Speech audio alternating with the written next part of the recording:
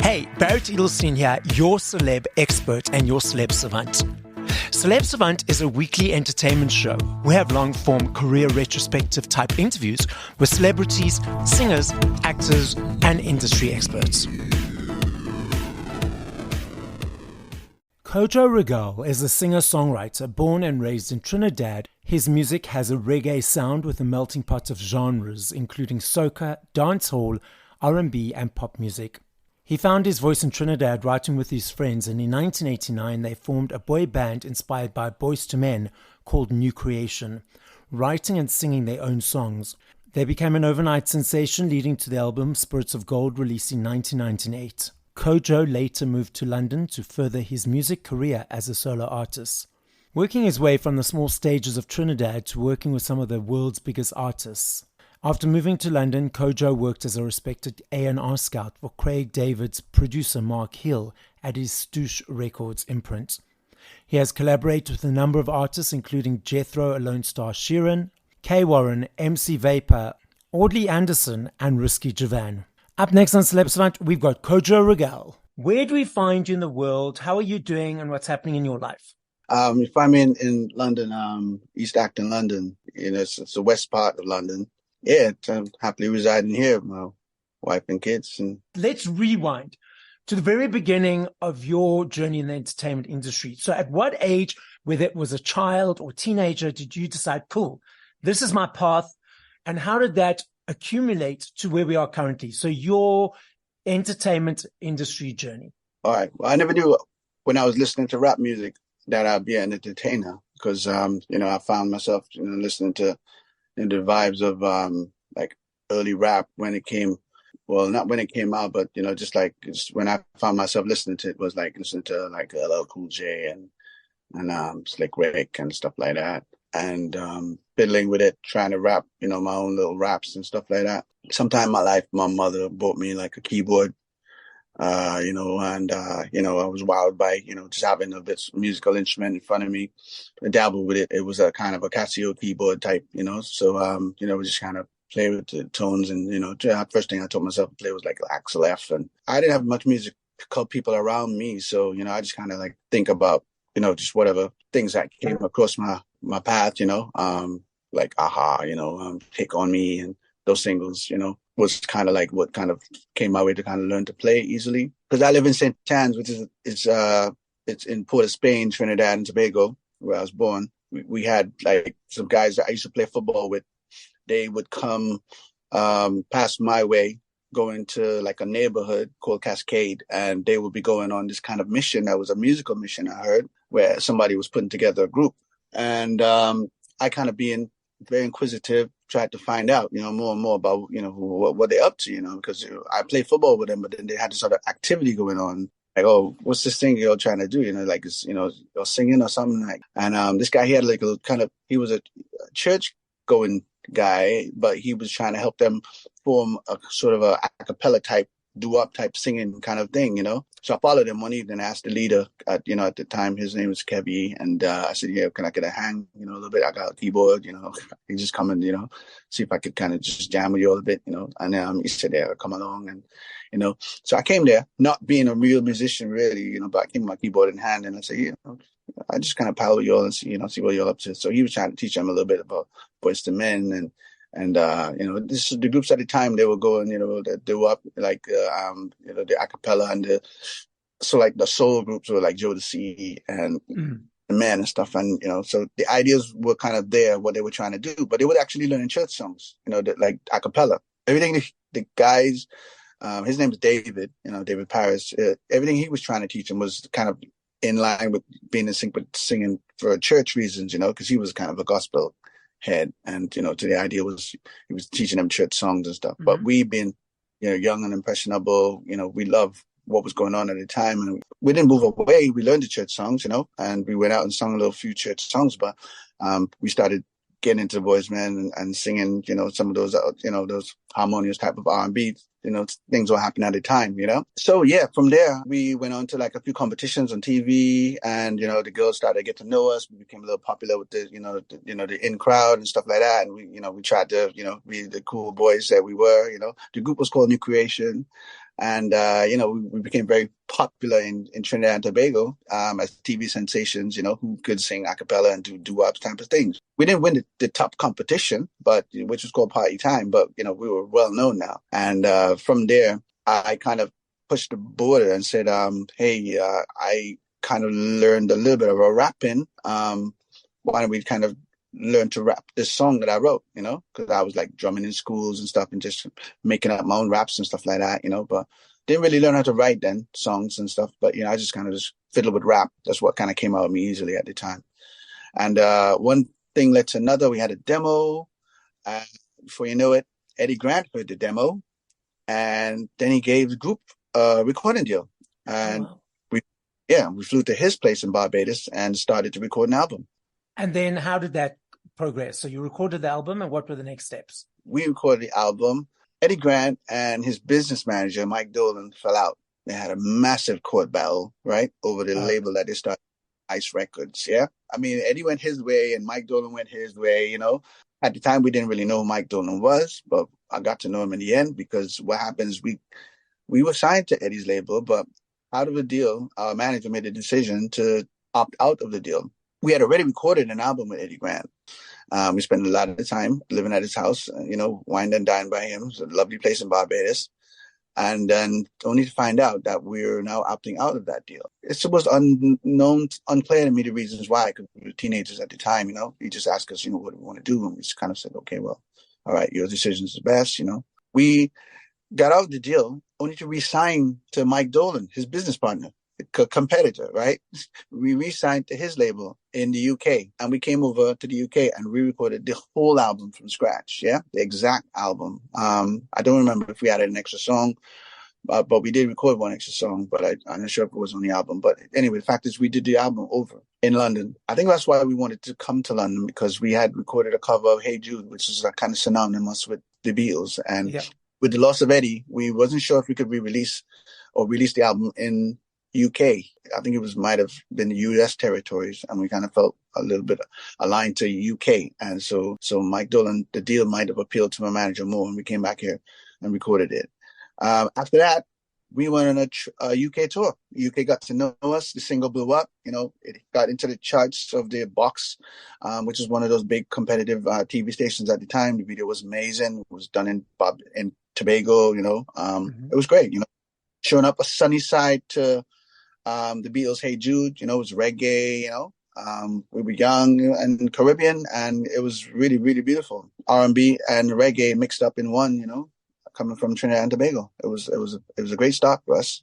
And yeah, brought me here to the UK. So how long were you with the group for, and when did you become solo? Came to the UK, and we sort of like finished our entry into the UK around 1999. The group, we were back in Trinidad trying to figure out our next steps, as we finished the album and the tour and everything. And management was kind of like we was kind of at arm's length with management, because we were kind of, as groups do, they kind of like, issues develop, and, they have questions about how things were done and stuff like that. So we all decided that we wanted to do it sort of our own without the manager. And we went to America, which a manager was courting us in America to come in and maybe look into a new deal, new option. We were R&B bound, so we thought, why not go to America? We got there and we started being courted by different labels and stuff like that. And but unfortunately, the lead singer, he didn't really gel with the street nature of the management, and he thought it was really rough edged and unlike how we were looked after in the UK and stuff like that. So he sort of made a decision to leave or not cooperate, and that kind of put us in a predicament. We couldn't do anything in the US because our lead singer, we depended on his his talent, right? I wasn't really a lead singer per se, I was just kind of like writing, and that was my ideas, but I kind of spearheaded the US movement. We came to a stall, and I decided, okay, well, I'll come to London and look into renewing our second album option deal. Yeah. the label was very much in talks with me, and they saw me as a communicator for the band. So I said, I'll come to London and see if we could work up a second album. I got here within 2 months, and it came a phone call that one of our guys died in a car crash in New York. I don't know. It was the worst thing ever happened. The group were lost. We were disillusioned. I was here in London, and nobody knew what to do. And I was very young at the time, and it just kind of like it was a whirlwind of events. In Trinidad, we were such a big band in Trinidad, and was catastrophic. To what we did in Trinidad was very different to what Trinidadians do. They make music that's calypso and soca. We made a blend of music that combined some of that, but we were headed towards R&B and pop. The first record I released was sort of calypso soca oriented, but I rapped on it, so it was very different from what calypso and soca normally is.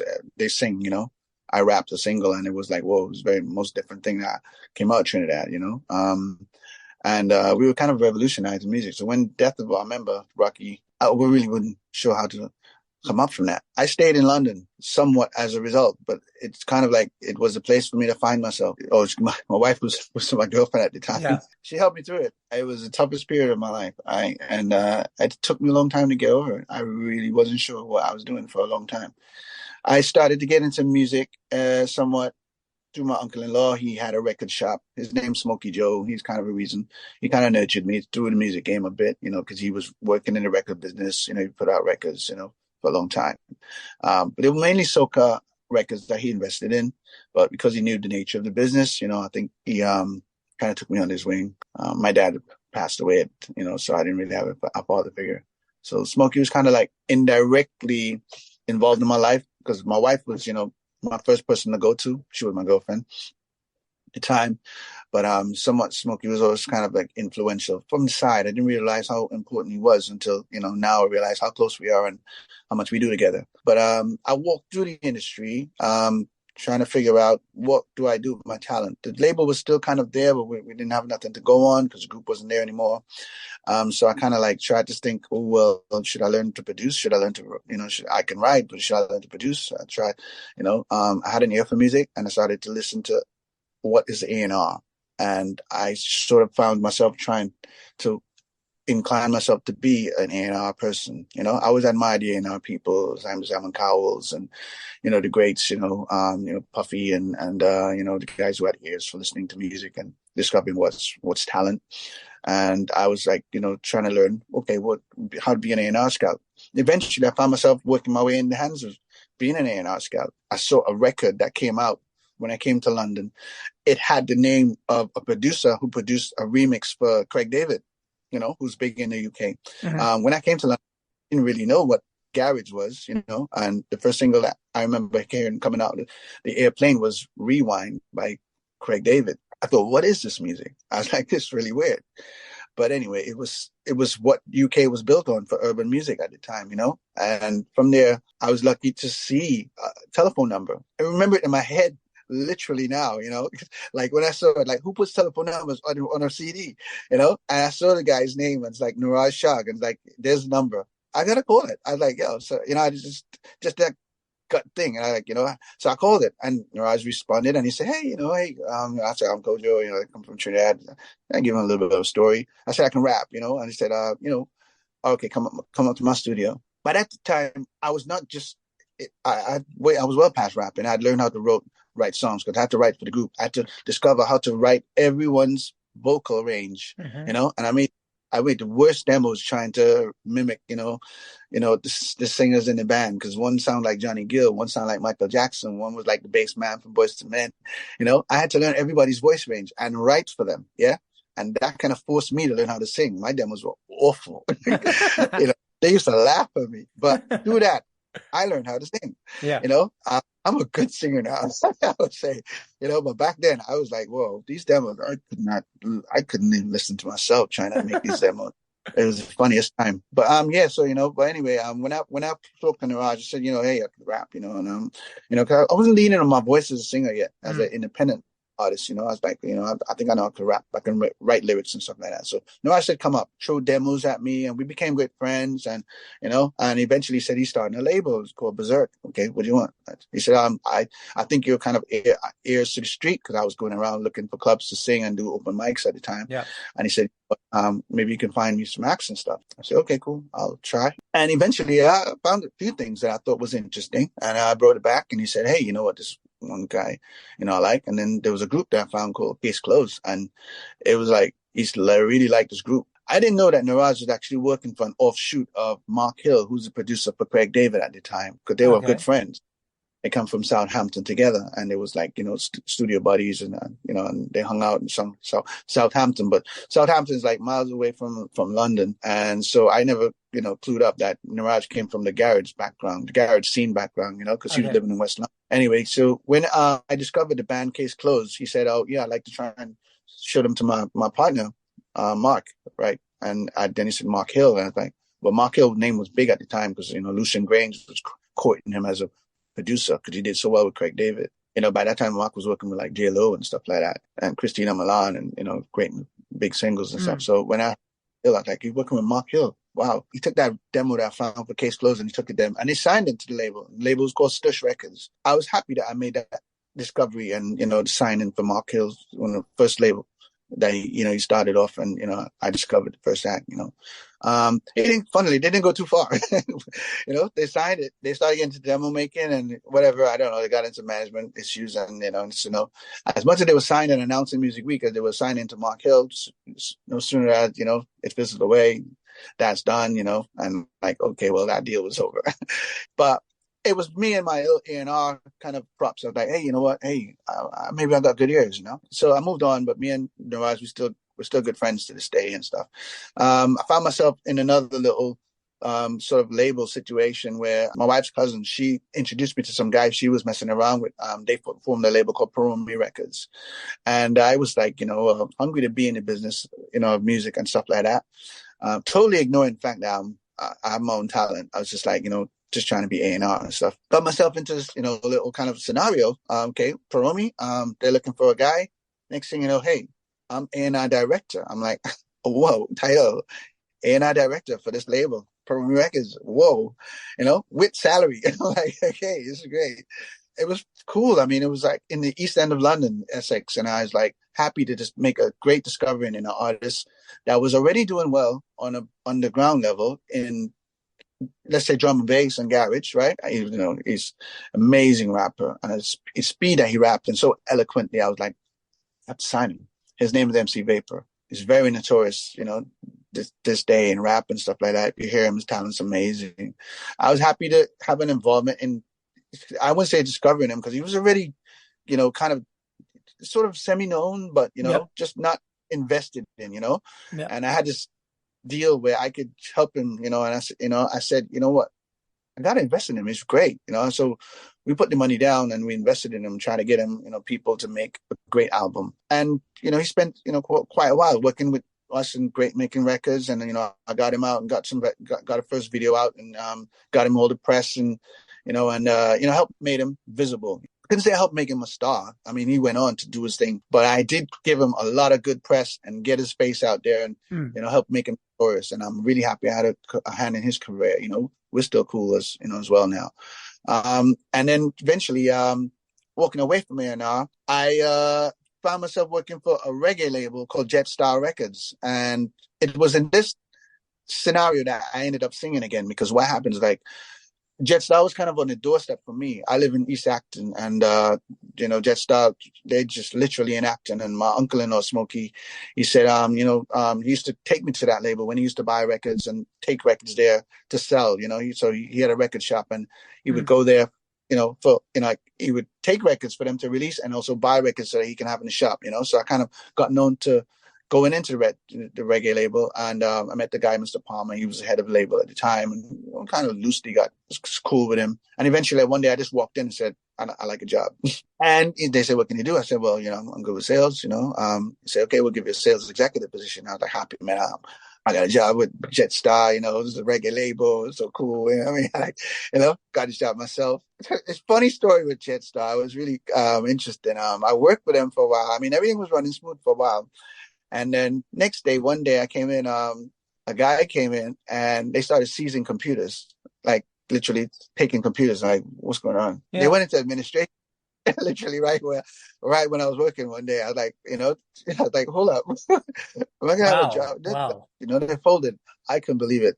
It was like, and they were legendary labels, so I didn't believe that that could actually happen, but it was happening right in front of me. And I got my servant pay and all of that, but it was just sad that a job that I thought I'd have a long way to go with Jetstar, and it's Yes. literally on my door going to be a long term thing. But anyway, it's good that it fizzled out because it helped me get back into being an artist. And what happened? The guy who was A&R at Jetstar, he kept nagging me. He said, there's something about you, do you sing? And I was kind of like not really trying to talk about that for a while. But then he really, really got it out of me one day. So he had a big, brash Jamaican accent. His name's D Lang.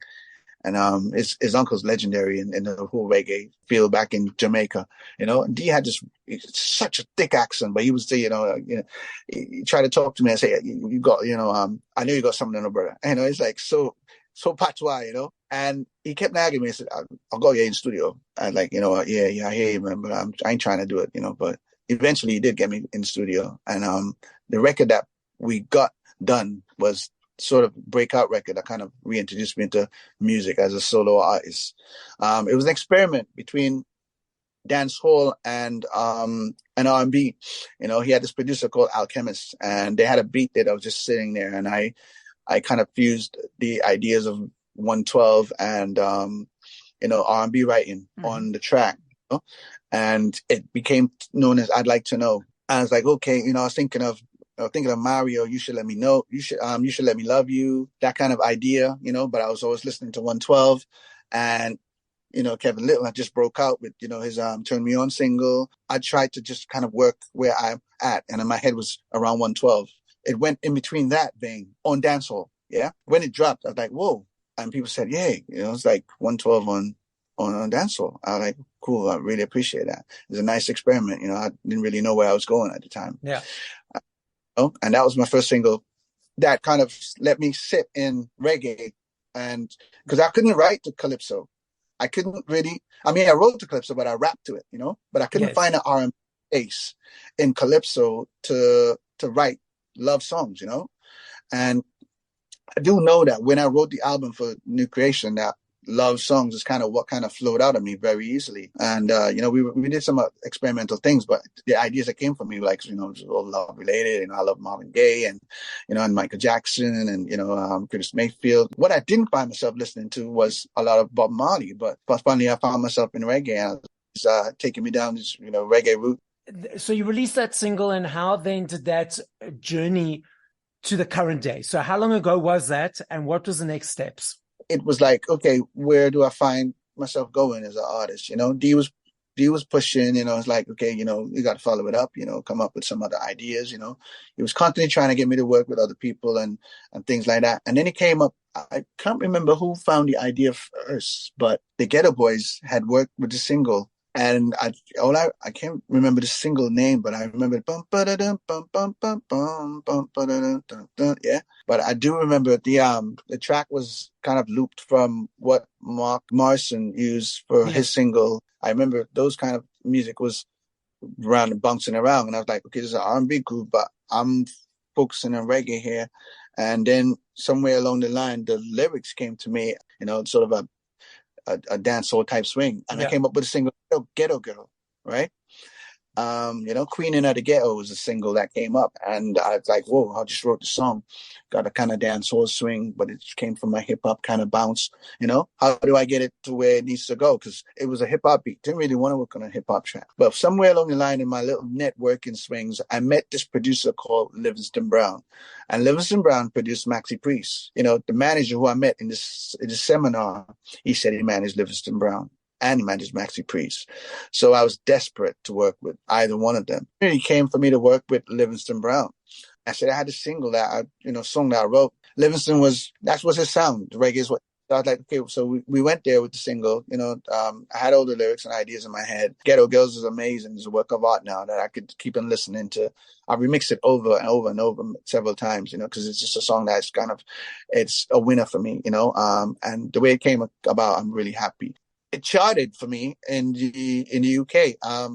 And it's like years after I had it produced. It was my first charting single, in the black music, in the urban music charts, And I was like really happy that I did that because it didn't date here that I produced it such a while back. And when I released it, it went, I think we got to number 7, top 10 urban music charts.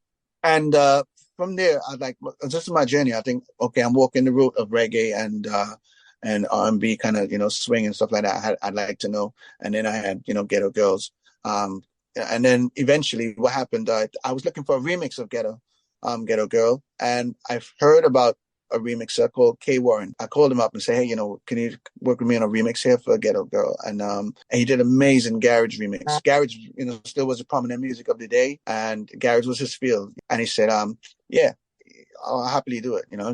Yeah, I'm really happy with what he did.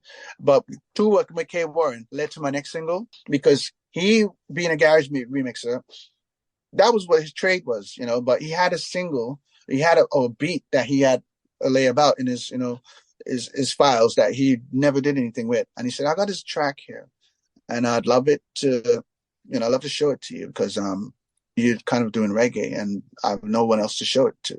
I listened to it immediately. I fell in love with it.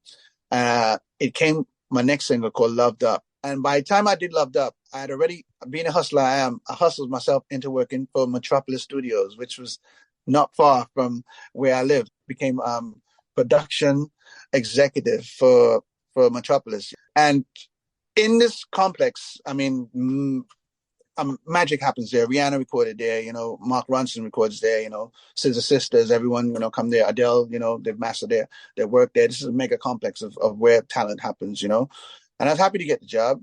One of them networking nights, a guy called Winston Saylor comes across, my radar, and he just gives me his card. I followed him up. Next thing you know, Winston Saylor is the hit songwriter for Maxi Priest, who wrote Close to You, his biggest hit. Must be fate was met, I'm working on a single called Loved Up. I'd love to see if you, would like an input on it. Winston had like 8 number ones, his name. Having somebody who could write, so well, it could only be amazing, to my credit. And I was like, yeah, he agreed. He was willing. He came down to the studio with K Warren, and then, we worked on the single. I already done a draft of it, and Winston gave his input. And it was one of the most beautiful pieces of work I've come across, Loved Up. I'm very happy with it to stay, got great remixes of it. And yeah, so, Loved Up at Ghetto Girl. And I'd like to know, they were the first, pieces of work that kind of journeyed me, through the walk of reggae and R&B making, and kind of took me to where I am now. So, Kojo, you mentioned a whole bunch of different genres of music. You mentioned reggae, dancehall, hip hop, rap, R&B. So is there any specific that is your favorite to create for, or it just happens in the flow of the moment that you decide, okay, cool, this is what this song is going to be about? Like I said, I wanted to call myself, a reggae artist, right? Because a lot of reggae influences come around me, right? Yes. R&B, it easily rolls out of me, reggae, I don't work with every reggae beat that comes across my path. It has to kind of have the right components in it. And sometimes it does have to have an element of R&B that I really want to gel to, because a lot of people tried to see if they could get me to write to like a social type reggae, that conscious type listening. And it doesn't come with me. I think I see myself technically as a love man. I don't say that easily, because I'd like to think that I have covered some things that cross issues. But yeah, I do work a template of staying around Caribbean. So that leads me to my next question. I know if I had to ask you this in 2 days, 2 weeks, 2 hours, I know your answer will be different every single time. I understand that, and I recognize that. But if you had to push play to 5 songs by other artists, once we finish this conversation, what would those 5 songs be and by whom? Marvin Gaye, start there. I love Marvin Gaye. What's going on? Masterpiece, I think when I heard Marvin Gaye, I was revolutionized, with how it came together, the strings, the soul on the record, Not a record that I wasn't listening to as an artist, but I realized that he appealed to me. Of course, Bob Marley, right? And, jamming. I completely love. I love Michael Jackson. Greatest one for me that I can listen to, and maybe because the way Quincy wrote it, the lady in my life, yeah, melodies, the way it worked. A last record, but Wonderwall from Oasis, Okay. Yeah. breakout track. It showed another side to me that I didn't know appealed to me. I like rock. Oasis were the big thing at the time. So, Kojo, the podcast is listened to throughout the world. So, as a final message to the listening audience, what would you like to say? I'd like to say big up to Jethro Sharon for introducing me to you, Barrett. That's Yes, big, absolutely. big part of my career, the way we met. I'd like to say thank you to my wife, who's also been a big part of, me keeping in music. She's my biggest advocate and sometimes my worst enemy. It strengthens me. Smokey Joe has been a big part of, my career. Eddie Grant, much of that I don't get to talk to him. He had a big influence in where I am now. Ian Riley, who was the manager who helped us out of Trinidad and Tobago, and helped our group become visible. Forever thankful, even though he's not a manager in my life. He's still a good friend. And, I'm thankful that he's a part of where I am now. Rip, who looked after us in New York, his mother's Diane Stout. Winston Saylor, who's been a great pal and songwriting buddy. And my mother, most of all, my mother. I cannot get by without even saying thank you to Mom. She's been, my biggest fan. My mother-in-law, yes, Jackie, there's lots of people, I'd love to mention.